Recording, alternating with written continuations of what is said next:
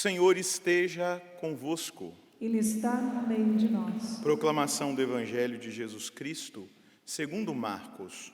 Glória a vós, Senhor. Naquele tempo, vieram ter com Jesus alguns saduceus, os quais afirmam que não existe ressurreição. Eles propuseram este caso. Mestre, Moisés deu-nos esta prescrição. Se morrer o irmão de alguém e deixar a esposa sem filhos, o irmão desse homem deve casar-se com a viúva, a fim de garantir a descendência de seu irmão. Ora, havia 7 irmãos. O mais velho casou-se e morreu sem deixar descendência. O segundo casou-se com a viúva e morreu sem deixar descendência. E a mesma coisa aconteceu com o terceiro, e nenhum dos 7 deixou descendência. Por último, morreu também a mulher. Na ressurreição, quando eles ressuscitarem, de quem será ela mulher? Porque os 7 se casaram com ela. Jesus respondeu: acaso vós não estáis enganados por não conhecerdes as Escrituras e nem o poder de Deus? Como efeito, quando os mortos ressuscitarem, os homens e as mulheres não se casarão, pois serão como os anjos do céu. Quanto ao fato da ressurreição dos mortos, não lestes no livro de Moisés, na passagem da sarça ardente, como Deus lhe falou: eu sou o Deus de Abraão, o Deus de Isaque e o Deus de Jacó? Ora, ele não é Deus de mortos, mas de vivos. Vós estáis muito enganados. Palavra da salvação. Glória a vós, Senhor. A vós, Senhor, eu elevo minha alma, a minha alma. A vós, Senhor, eu elevo a minha alma, a minha alma.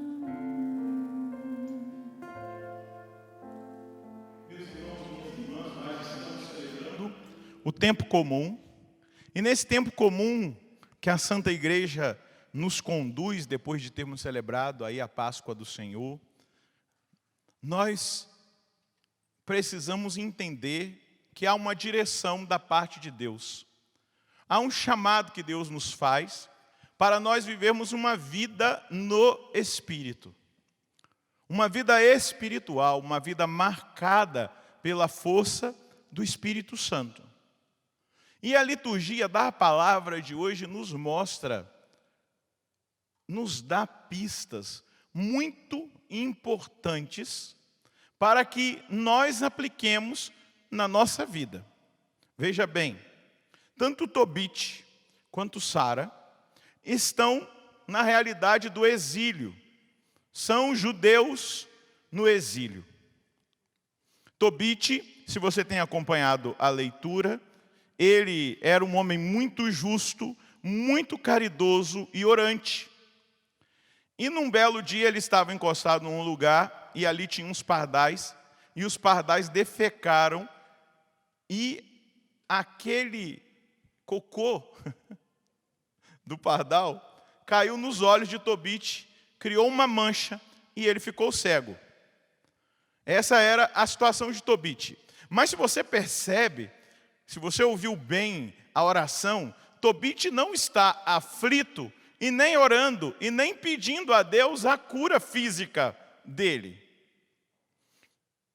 Porque, com certeza, ele gostaria de voltar a enxergar. Mas o que mais afligia Tobit diante daquela cegueira era a sua incapacidade de poder ser o provedor da casa. Já havia tido um problema entre ele e a sua esposa, porque ela estava trabalhando para prover, ela ganhou um cabrito, ele ficou desconfiado daquele cabrito que ela ganhou, e os dois se desentenderam, e ela começa a provocar, a injuriar a Tobit. Tobit está com a alma entristecida diante das injúrias da sua esposa. E ele está com a alma muito entristecida, e ele chega ao ponto de pedir a Deus para levá-lo, para que ele morra. Já Sara tem uma experiência profundamente negativa na realidade matrimonial. Todas as vezes que ela se casava, o marido ao qual ela se casava morria na noite de núpcias. E isso aconteceu por 7 vezes. 7 vezes ela se casou, 7 vezes esse marido morreu. E a palavra de Deus diz que era uma espécie de um demônio, e o nome desse demônio era Asmodeu, um demônio de destruição, de morte, que atingia fisicamente os maridos de Sara. Devia ser uma espécie de maldição.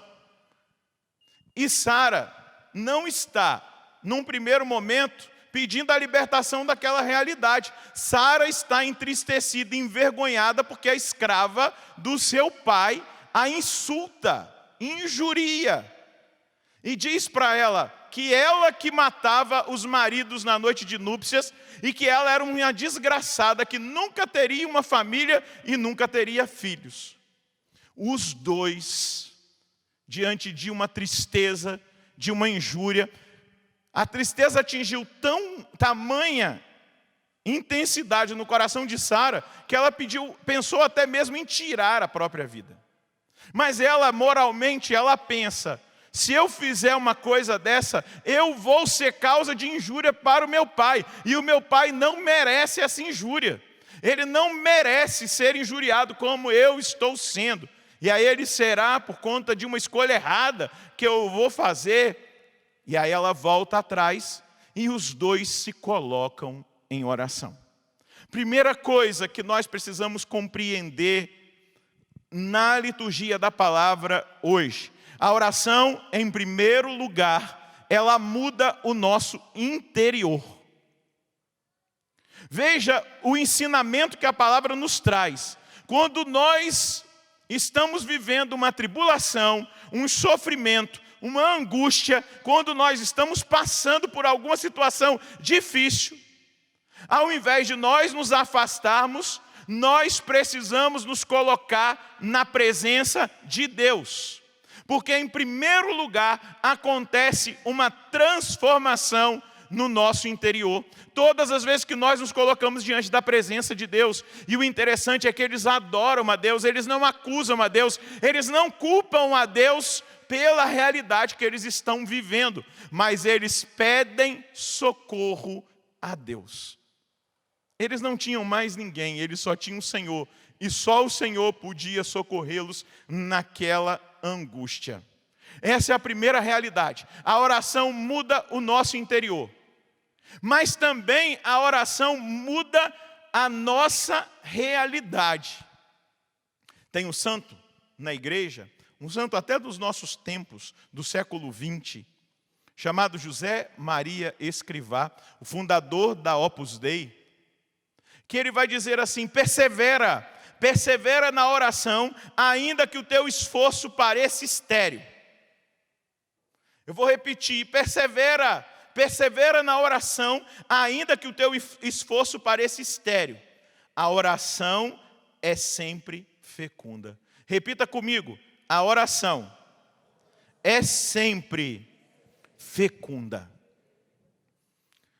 Meus queridos, nós precisamos aprender da Sagrada Escritura, da Palavra de Deus, esse caminho de oração. Aqui na Canção Nova, se você já frequentava aqui, antes desses tempos de pandemias, mas agora a Capela do Santíssimo ali da Sagrada Família, ela está aberta para adoração. Se você for adorar lá na Capela da Sagrada Família, o Santíssimo fica exposto o dia inteiro, até as 9 horas da noite, você vai ver escrito na capela. E isso sempre me impactou, desde quando eu pisei aqui na Canção Nova pela primeira vez no ano de 1996.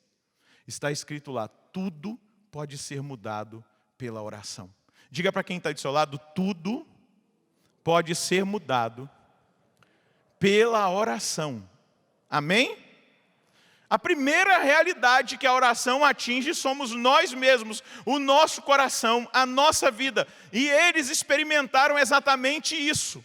A cura não aconteceu imediatamente. Se você for ler o livro de Tobias, você vai se deparar com isso. A palavra de hoje termina dizendo que o anjo Rafael foi enviado. Deus curou, ou a medicina de Deus. A tradução já é a resposta. Mas eles são consolados, fortalecidos. Eles recebem uma graça de perseverança. E na hora de Deus, a graça acontece. A graça acontece na hora de Deus, mas não é muito fácil esperar a hora de Deus, não é verdade? A oração ela é sempre fecunda, ainda que ela pareça estéril. Eles oraram, o interior deles foi mudado, eles foram consolados por Deus, eles permaneceram na presença de Deus. A oração que muda a cada um de nós, depois ela muda a situação. E é exatamente isso que acontece na vida de Tobit e na vida de Sara. Mas algo precioso gritava ao meu ouvido, saltava aos meus olhos na liturgia da palavra, especialmente na primeira leitura de hoje. Sabe qual é o nosso problema? E isso Deus falava ao meu coração. É que nós só vemos um momento e Deus vê o todo. A gente só vê esse momento que a gente está sofrendo, a gente só vê esse momento que a gente teve uma perda, a gente só vê esse momento que a gente está enfrentando uma grande batalha, uma grande dificuldade. Mas Deus, Ele olha o princípio e o fim, Ele sabe o todo. E é exatamente isso que acontece. Eles não se conheciam, Tobit não conhecia Sara.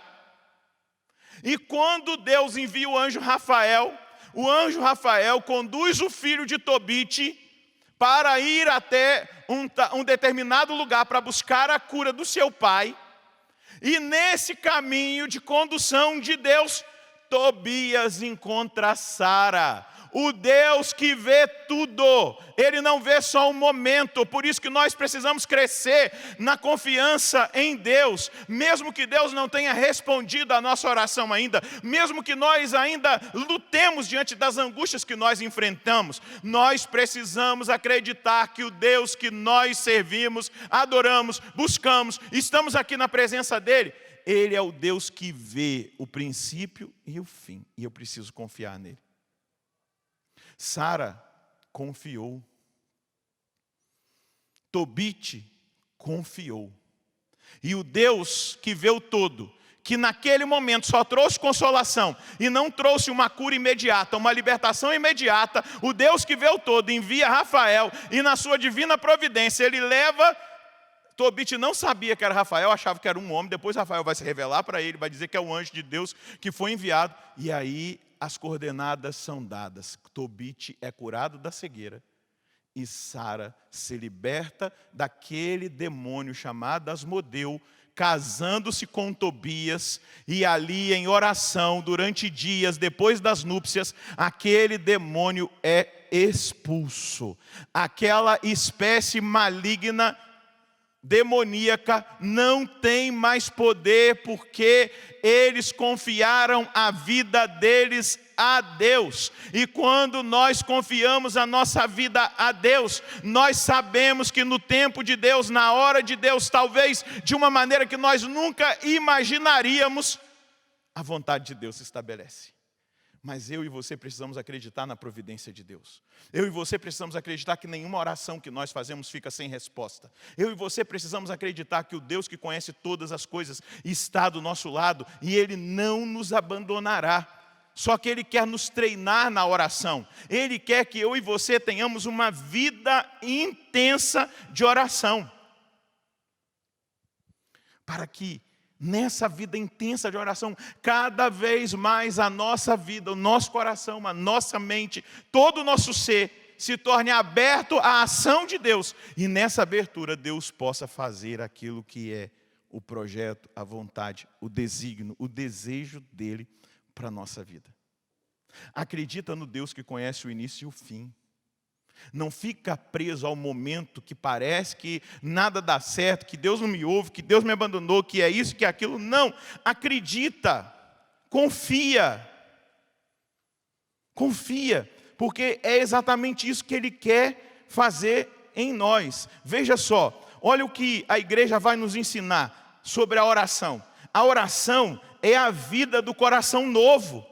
Se nós queremos ter um coração novo e uma vida nova, eu e você, precisaremos perseverar na oração. E o catecismo da igreja vai dizer, e deve nos animar a cada momento. Nós, porém, esquecemos-nos daquele que é a nossa vida e o nosso tudo. Por isso, os padres espirituais, na tradição do Deuteronômio e dos profetas, insistem na oração como recordação de Deus, como um despertar frequente da memória do coração. Eu tenho um Deus que zela por mim, Ele é onipresente, onde eu estiver, na minha casa, na rua, dentro de um transporte público, no meu trabalho, até mesmo no meu dia de lazer, eu tenho acesso ao coração, eu tenho acesso a Deus, e eu posso falar a Ele. E aí os padres da igreja vão dizer que a oração é uma recordação de Deus, é um despertar frequente da memória do coração. O nosso coração se recorda da presença de Deus. E aí São Gregório de Nazianzeno vai dizer, é preciso se lembrar de Deus com mais frequência do que se respira. Vamos gravar isso? Repete comigo. É preciso se lembrar de Deus com mais frequência do que se respira. É preciso se lembrar de Deus com mais frequência do que se respira. E aí nós vamos ver no Evangelho aqueles homens que tinham uma ideia, uma ideologia na cabeça, os saduceus, de que não existia ressurreição. Homens meramente carnais que não têm visão espiritual.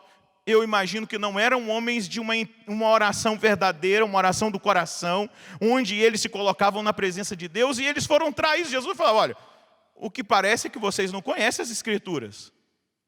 E eles negam a ressurreição. E eles não estão conseguindo compreender as realidades celestes. Jesus disse isso lá em João 3, para um doutor chamado Nicodemos, que durante a noite, escondido, foi procurar Jesus, porque ele queria saber das realidades do alto. E aí ele vai perguntar para Jesus o que é preciso fazer para ter a vida eterna. E Jesus vai dizer, olha, é preciso nascer de novo, da água e do Espírito. O vento sopra onde quer, você ouve o ruído, mas não sabe de onde vem, nem para onde vai. Assim acontece com aquele que nasceu do Espírito. Aí ele começa a perguntar coisas carnais, olha, eu preciso entrar de novo no ventre da minha mãe? Jesus vai falar, pelo amor de Deus, você é um dos que ensinam e você não entende das coisas espirituais. Eu preciso dizer para você, se nós não orarmos, nós não entenderemos das coisas espirituais. E Jesus vai dizer, olha, na ressurreição, ninguém se casará ou se dará em casamento, nós seremos como anjos. Nós teremos a nossa consciência totalmente voltada para Deus, nós contemplaremos a Deus na visão beatífica, nós não precisaremos de mais nenhum conceito humano. Vocês lembram como Jesus ensinou a rezar? Tem uma frase ali no Pai Nosso que diz assim, assim na terra como é, não assim no céu como é na terra, mas na terra como é no céu. Nós vamos sendo treinados por Deus para experimentar as realidades celestes. E isso se dá pela comunhão com Deus, isso se dá pela oração, isso se dá pela participação na Eucaristia, como hoje nós estamos aqui, como você busca a Eucaristia no domingo. Isso se dá pela consciência da presença, o despertar do coração que vai tendo a memória da presença de Deus, e a memória da presença de Deus me leva a falar com Ele. Imagina, meus queridos, nós temos acesso ao trono de Deus a qualquer momento, em qualquer hora. Nós temos acesso à presença de Deus. Jesus é o mediador entre nós e o Pai. Nós temos acesso e às vezes a gente se esquece. E aí Santo Afonso vai nos lembrar algo muito importante. Quem reza se salva, quem não reza se condena. E Santo Afonso vai dizer para aqueles que infelizmente um dia estiverem na eternidade do inferno, a maior dor que aqueles que foram condenados eternamente terão é que eles poderiam ter rezado mais e não rezaram. Veja, um atleta que quer ganhar uma Olimpíada. Nós vamos ter as Olimpíadas aí no próximo mês. Ele treina, ele chega à exaustão do treinamento porque ele quer ser o primeiro. Alguém que vai fazer um concurso passa madrugadas, dias, se disciplina para tentar passar numa prova. E nós estamos falando de céu. O que nós temos feito? Eu fiz algumas comparações humanas para entrar no divino, no sobrenatural. Será que a gente não está negligenciando muito a oração, a comunhão com Deus, diante de algo que é tão maravilhoso? Eu até anotei aqui na minha colinha, deixa eu ver se eu ainda tenho tempo. Olha o que a igreja vai dizer que é o céu. É essa vida perfeita com a Santíssima Trindade. Essa comunhão de vida e de amor com ela, com a Virgem Maria, os anjos, todos os bem-aventurados, os nossos que já foram, os bem-aventurados que estão na presença de Deus. Isso é denominado o céu. O céu é o fim último e a realização das aspirações mais profundas do homem. É o estado de felicidade mais profunda, suprema e definitiva. Cara, desculpe falar assim, meu irmão. Se eu luto para passar numa prova, se eu sou um esportista e treino para ser o melhor, se aquilo que é desse mundo, a gente coloca tanta intensidade, imagina o que é eterno e que não passará. Aqui está dizendo de uma felicidade, de um estado de felicidade profundo, supremo e definitivo. Nós estamos vivendo grandes tribulações, perdas, momentos de tristeza. Agora aqui está dizendo que o céu é um estado de felicidade mais profundo, supremo e definitivo. Meu Deus, o céu, viver no céu, é viver com Cristo. Tem uma música do Frei Gils que eu gosto muito. E em teu abraço conhecerei, os seus olhos contemplarei, diante de ti me alegrarei, Senhor. Sei que lá só brilha a luz, Santo, Santo, só tu és Rei e Senhor. Acho que eu errei. Mas é mais ou menos isso. Quando eu canto essa música, eu fico imaginando eu abraçando Jesus. Eu conhecendo Jesus face a face. Eu vendo o olhar dele. Eu sentindo o calor da presença dele, porque ele me salvou. Eu podendo agradecer ali na presença dele, agora, física, porque Jesus está com a nossa carne ressuscitada. E um dia nós receberemos, se nós morrermos antes da segunda vinda de Jesus, nós ressuscitaremos o nosso corpo, nós receberemos um corpo glorioso.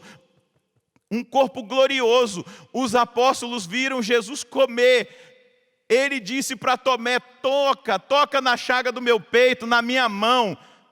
Fisicamente. O céu é estar na contemplação de Jesus. Os eleitos vivem nele, mas lá encontram sua verdadeira identidade, o seu próprio nome. Vida é de fato estar com Cristo. Aí onde está Cristo, aí onde está a vida, é aí que está o reino, diz Santo Afonso sobre o céu. Meus queridos, Santo Afonso volta a dizer: quem reza se salva, quem não reza se condena. Eu queria que você saísse dessa missa com um propósito de ter uma vida de oração. Se eu conseguir isso hoje, convencer você que está aqui, você que me acompanha de casa, na força da palavra, eu não estou inventando nada, eu só estou seguindo o ciclo da palavra, daquilo que Deus me revelou a partir da palavra. Se eu provocar que você diga ao Espírito Santo nessa noite: me desperta o meu coração para a presença, para a comunhão. Não é difícil rezar, meus queridos. Se você acorda, você já pode rezar e dizer: Deus, obrigado por mais um dia. É tão simples, você está respirando, você está vivo. Na hora que você for comer, você diga: Deus, obrigado por esse alimento. É fruto do Senhor. O Senhor me deu força para eu trabalhar e poder comer isso aqui. Depois que eu termino de comer, obrigado, Senhor, por ter colocado o pão na minha mesa e por eu ter me alimentado hoje. Aí eu vou rezando, entendeu? Antes de dormir, eu faço um exame de consciência e peço perdão para Deus. Eu estou em comunhão com Ele, eu vou ali todos os dias tendo a consciência. Se eu posso passar na Capela do Santíssimo para adorar, maravilha, glória a Deus. Mas lá em casa, no secreto, no escondido, Ele vai dizer assim: entra no seu quarto, fecha a porta e fala ao Deus que está no escondimento, na intimidade. O quarto é o lugar da intimidade, não é? Do casal? Se eu não me engano, eu acho que é, né? Não é na sala, não é na varanda. É no quarto, pelo menos era assim. E por isso que São Mateus vai dizer: entra no teu quarto. O que ele está dizendo? Entra no quarto também do seu coração. É só você e Ele. Sem egoísmo. Mas a gente, quando entra na dinâmica, a gente também pensa nos outros, porque é impossível. A gente pensa na nossa família, a gente reza pelas pessoas que nos pediram uma oração, a gente intercede pelo mundo, pelo fim da pandemia, e a gente vai tendo comunhão com Deus, quem reza se salva, quem não reza se condena. Em teu abraço conhecerei, os teus olhos contemplarei, diante de ti me alegrarei, Senhor. Sei que lá só brilha a luz, Santo, Santo, só tu és Rei, e para sempre, Senhor. Lembrei, e para sempre, Senhor. Ai, como eu queria que todos nós tivéssemos saudade do céu. E desejássemos, como um jogador deseja ganhar a Copa do Mundo, como aquele que corre deseja ganhar a medalha de ouro no atletismo, quem salta de vara e treina, como alguém que sonha em passar num concurso, estuda, passar numa faculdade, estuda. Como eu queria e eu desejo que cada um de nós nos comprometamos a partir dessa noite com o Senhor, porque está em jogo o céu. O céu. Ah, mas nós estamos no combate. Sara venceu o demônio, Asmodeu, pela oração. Amém? Quem reza o diabo não pode com essa pessoa que reza. Uma vez eu ouvi uma pregação de um sacerdote que ele dizia: sabe, aquela senhorinha idosa que dobra o seu joelho lá na casa dela, às vezes até com dor nas juntas, né? E ela ora ali sentada, aquela senhora de 80 anos, de 90, minha avó está com 98. E ela ora, ela é mais poderosa do que qualquer homem poderoso da face da terra, porque ela está diante do Todo-Poderoso, e o Todo-Poderoso age no coração e age através da intercessão. Vamos buscar cada vez mais a intimidade com o Senhor e contemplá-lo um dia face a face, na hora, quando Ele nos chamar ou se Ele vier. Nós vamos entender das realidades espirituais, nós não vamos ficar parados nas realidades dessa terra. Ah, teve 7, não sei o que lá. Não, eu vou terminar com o que Jesus fala com aquele saduceu. Acaso vós não estáis enganados por não conhecer aqueles saduceus, não era mais de um, as Escrituras e nem o poder de Deus. Vocês não conhecem a Escritura e nem o poder de Deus. E aí depois Jesus vai dizer no final: vós estáis enganados. Ao adentrar o mistério da oração, nós experimentaremos o entendimento de tudo aquilo que Deus quer nos revelar. Feche um pouquinho os seus olhos na presença do Senhor. Traz a sua mão sobre o seu coração, se você quiser, claro. Aqui você não é obrigado, não. Você é livre. Mas diante do que o padre trouxe na partilha da palavra, na homilia, peça agora ao Espírito Santo: ensina-me a rezar, Espírito Santo. Fala para ele agora: eu quero aprender a rezar, eu quero rezar com mais qualidade, eu quero rezar com mais força, com mais determinação, com mais perseverança. Fala para ele: Espírito Santo, desperta o meu interior. Fala para o Espírito Santo agora: desperta o meu interior para a consciência da presença e para a experiência com a presença. Esse Deus que mudou a sorte, a vida, a história de Tobit, de Tobias, de Sara, que mudou o interior em primeiro lugar, com aquele sentimento de desgraça, de abandono, de uma vida sem sentido. Vai orando nesse momento. Eu quero pedir ao Senhor que aqueles que estão como Tobit, como Sara, sem sentido, até mesmo pensando em desistir, pensando em acabar com a própria vida, que nessa noite sejam libertos dessa tentação, mas que nessa noite mergulhem profundamente na oração. Eu quero pedir um batismo de oração aqui no Santuário do Pai das Misericórdias, através do sistema Canção Nova de comunicação. O Senhor é o Deus que vê o todo. Nós só vemos um lapso de momento, porque nós somos muito emotivos, sensíveis, Deus.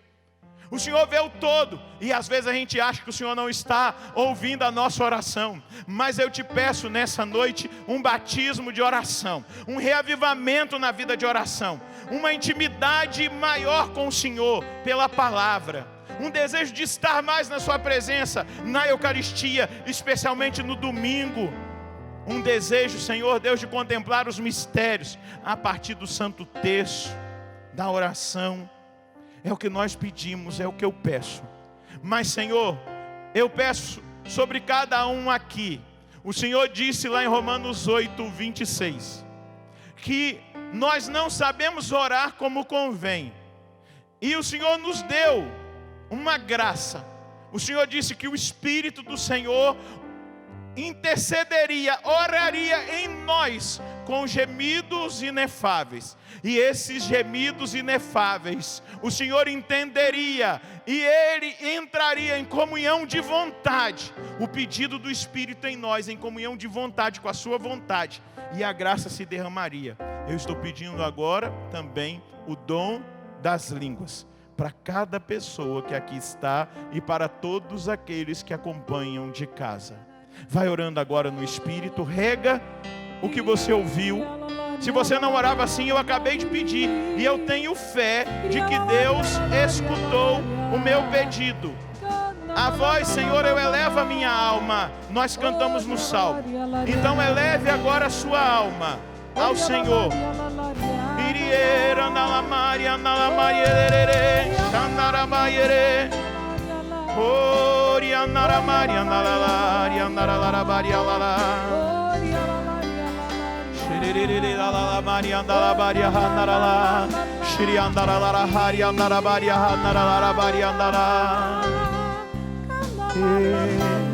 E agora diga: muito obrigado, Senhor. Muito obrigado, Senhor. Porque o Senhor escuta a minha oração. Porque o Senhor escuta a minha oração. Obrigado, Senhor. Obrigado, Senhor. Porque o Senhor vê o todo. Porque o Senhor vê E o Senhor tudo. sabe. O Senhor sabe. O Senhor conhece. O Senhor conhece. E o Senhor fará. E o Senhor fará. Amém. Amém. Pode aplaudir o Senhor. Bendito seja o nosso amado Senhor Jesus Cristo.